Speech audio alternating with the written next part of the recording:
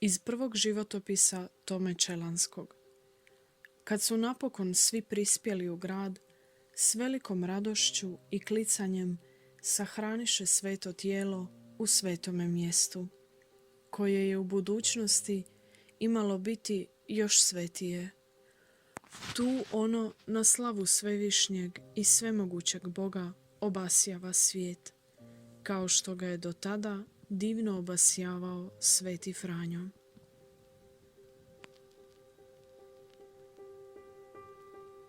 Nakon smrti, Franjo je prvo bio sahranjen na mjestu gdje je danas Bazilika Svete Klare. Životopisac Sveti Bonaventura navodi Svećevu želju da bude sahranjen pokraj Asiza, na mjestu koje se zvalo Pakleno brdo, jer su se ondje vješali osuđeni prijestupnici.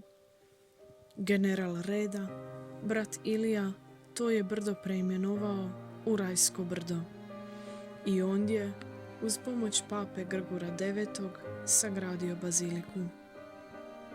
Franjin sarkofag ondje je prenesen već 1230.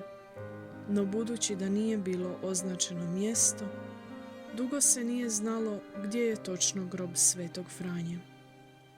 Sada se ondje nalaze dvije crkve, jedna iznad druge. A u podzemlju, oko Franjenog groba i groba njegove braće, Anđela Masea, Leona i Rufina, nalazi se treća crkva.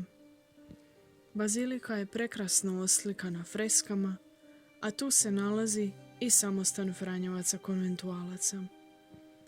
Ondje ćete moći vidjeti nekoliko Franjinih relikvija, njegov habit, originalno pravilo iz 1223.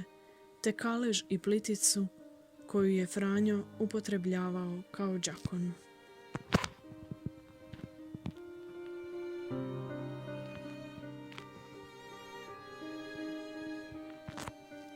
Razmisli. Na ovom mjestu počiva Franjino tijelo, ali grob nije svršetak, uči nas naša vjera.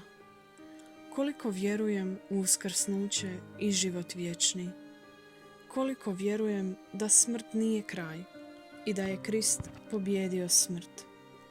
Molimo Boga na tom mjestu za dar vjere u uskrsnuće tijela i život vječni.